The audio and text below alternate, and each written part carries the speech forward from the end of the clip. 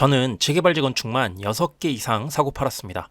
심지어 인천 2개와 수원 1개는 다 지어서 입주까지 했어요. 운 좋게 수익도 꽤 많이 올릴 수 있었죠. 그 덕에 지방의 평범한 월급쟁이였던 제가 지금은 서울의 신축 대단지 아파트에서 살고 있습니다. 그만큼 재개발 재건축이 저의 전공 분야라고 말씀드릴 수 있어요. 재개발 재건축, 부동산 시장에서 가장 뜨거운 분야잖아요.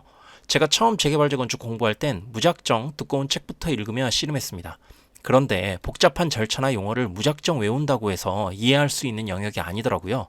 그래서 제 시행착오를 발판 삼아 이번 재개발 재건축 입문 특강을 탄생시켰습니다. 오늘 영상에서는 꼭 알아야 할 재개발 재건축 이론뿐만 아니라 제가 실제 투자를 하며 익힌 실전 팁까지 정말 쉽게 알려드릴게요. 초보도 하루 만에 고수가 될 수 있도록 차근차근 아주 자세히 설명해 드리니까요. 영상 끝까지 시청해 주세요. 시작하기에 앞서 혹시 재개발 재건축을 쉽게 익힐 수 있는 책이 없을까 고민하고 계신다면 아래에 고정 댓글을 클릭해 주세요. 연락처를 남겨주시면 제가 만든 재개발 재건축 입문 안전정복 전자책을 무료로 보내드릴게요. 이론뿐만 아니라 수익까지 계산할 수 있도록 내용을 알차게 구성했으니 많은 도움이 될 거라 생각합니다. 더불어 조만간 제 모든 노하우를 담은 강의를 오픈할 예정인데요. 가장 큰 혜택을 먼저 알려드리도록 하겠습니다. 그럼 지금부터 본격적으로 재개발 재건축 입문 특강 시작하겠습니다.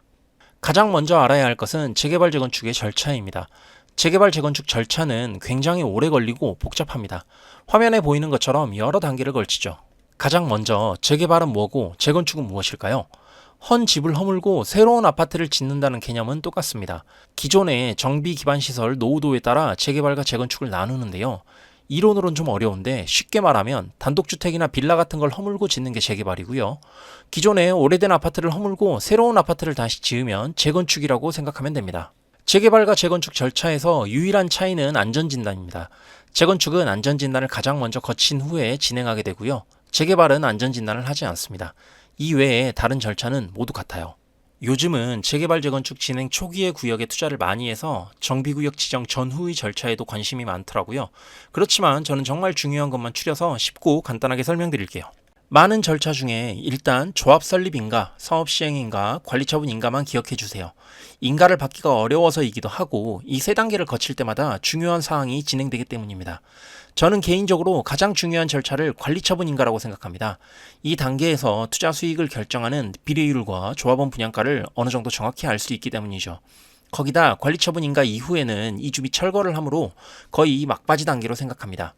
관리처분 인가가 나면 사업이 더 이상 좌초할 가능성이 낮아져 리스크가 줄어들고 예상 수익을 어느 정도 정확히 계산할 수 있어 이때 입주권을 매수하기도 합니다. 저도 매수한 물건들 거의 대부분이 관리처분 인가 이후에 산 물건들입니다. 그리고 순서대로 조합 설립 인가를 살펴볼게요. 조합 설립 인가를 받으면 본격적으로 재개발 재건축이 진행된다고 보통 생각합니다. 그리고 조합 설립 이후에 시공사 선정이라는 중요한 단계를 거치게 돼요. 어떤 브랜드의 아파트가 들어서냐 굉장히 중요하잖아요. 나머지 하나 남은 사업시행인가는 감정평가와 관련이 있어 굉장히 중요합니다.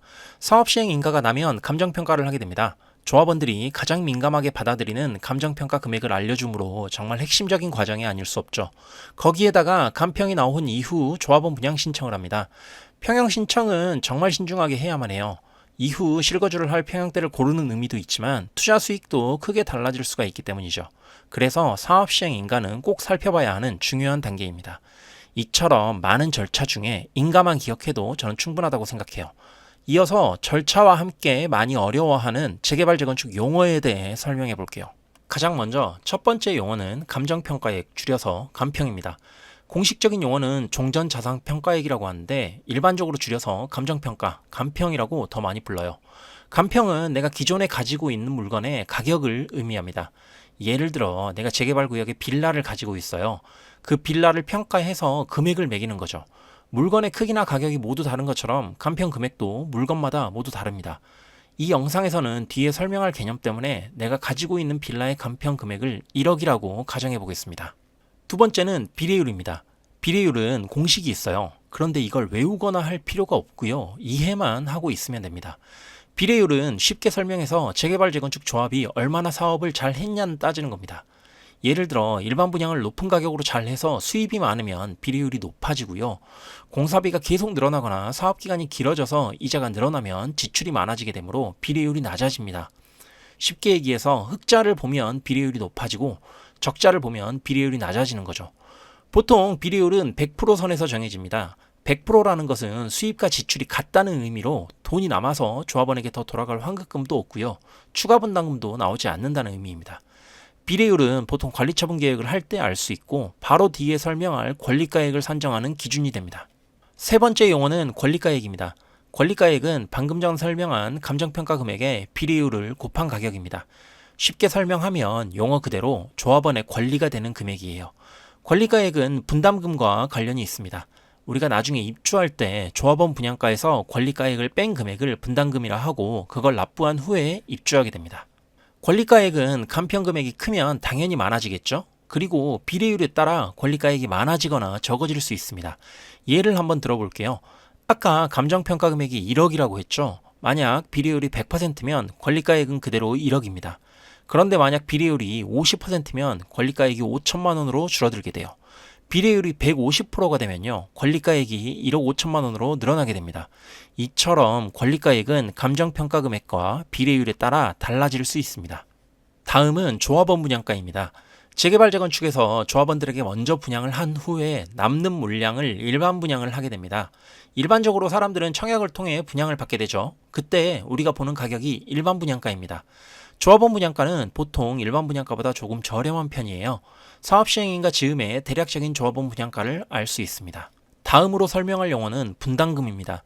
분담금은 조합원 분양가에서 권리가액을 뺀 금액인데요. 예를 들어 조합원 분양가가 5억이고 권리가액이 1억이라고 하면 분담금은 4억이 됩니다. 권리가액에 따라 분담금이 조금씩 달라지겠죠. 분담금은 입주할 때 모두 납부하고 입주해야만 합니다. 분담금과는 다른 의미로 추가분담금이라는 용어가 있어요. 추가분담금이란 비례율이 100% 이하가 되면 권리가액이 적어지기 때문에 더 지불해야 하는 금액을 말합니다.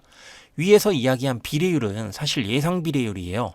비례율을 정확하게 알게 되는 시기는 새로 지은 아파트 입주가 모두 끝나고 조합을 청산할 때입니다. 그때 모든 계산이 다 끝나기 때문에 완전히 정확한 비례율을 알 수 있어요. 만약 이때 비례율이 100%보다 낮아진다면 내 권리가액이 줄어들었기 때문에 추가로 돈을 더 지불해야 합니다. 이때 쓰는 용어가 추가분담금입니다. 그런데 실제로는 분담금과 추가분담금을 혼용해서 많이 쓰곤 해요. 중개사님들도 그렇고 많은 분들이 분담금이랑 추가분담금을 구별하지 않고 사용하더라고요. 분담금을 추가분담금이라고 부르는 경우가 굉장히 많습니다. 하지만 엄밀히 따지면 다른 용어이니 잘 기억해두면 좋겠죠.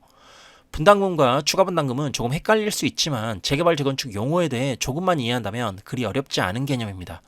그리고 추가로 이주비와 이사비에 대해 설명드릴게요.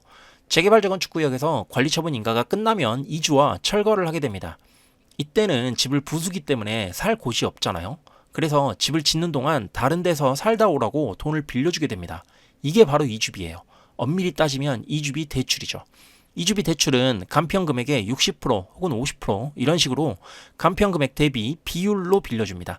그러니 각자 이주비 금액이 모두 다르겠죠. 이주비 대출은 조합마다 모두 다르기 때문에 잘 알아봐야만 합니다. 이사비 같은 경우 조합원들에게 이사비용을 조금 주는 것입니다. 이건 말 그대로 이사비용을 지원해준다는 개념이기 때문에 대출이 아닙니다. 그런데 이것도 조합마다 금액이 다르기도 하고 안 줄 수도 있어요. 그러니 미리 알아봐야 합니다. 이렇게 절차와 용어를 알아봤습니다. 어려워 보이지만 한 번만 외우고 이해하면 그리 어렵지 않아요. 제가 드린 전자책에도 절차와 용어가 잘 정리되어 있습니다. 아래 고정 댓글 클릭해 연락처 남겨주시면 재개발 재건축 입문 전자책 보내드리도록 할게요. 오늘 영상 도움이 되셨다면 구독과 좋아요 꼭 눌러주세요. 내 집 마련, 재테크, 부동산 투자에 도움되는 정보 계속 올리도록 하겠습니다. 끝까지 시청해주셔서 감사합니다.